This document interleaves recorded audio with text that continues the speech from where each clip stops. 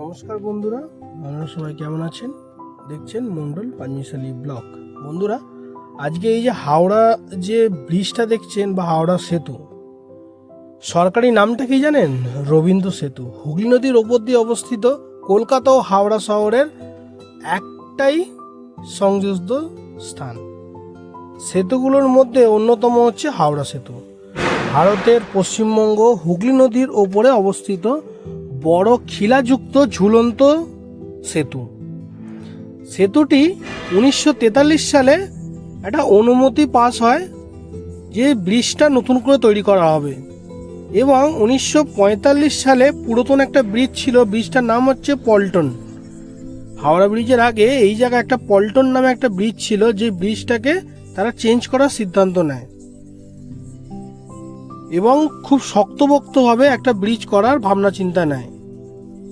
তারপরে নতুন ব্রিজ 1945 সালে 14ই জুন রবীন্দ্রনাথ ঠাকুরের নামে এই ব্রিজটা তৈরি হয়। এই ব্রিজ দৈনিক 80,000 লোককে ও 10,000 পথচারী মানুষকে নিয়ে আসা নিয়ে যাওয়া করতে পারবে।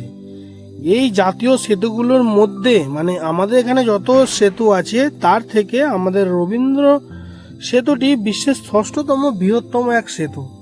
তাই তো বলি, পথচারী ভাই বোনেরা ও মানুষজনেরা এই সেতুটাকে পরিষ্কার পরিচ্ছন্ন রাখুন। সেতুর গায়ে লেখা আছে থুতু ফেলবেন না, পরিষ্কার পরিচ্ছন্ন রাখবেন, ভালো রাখবেন।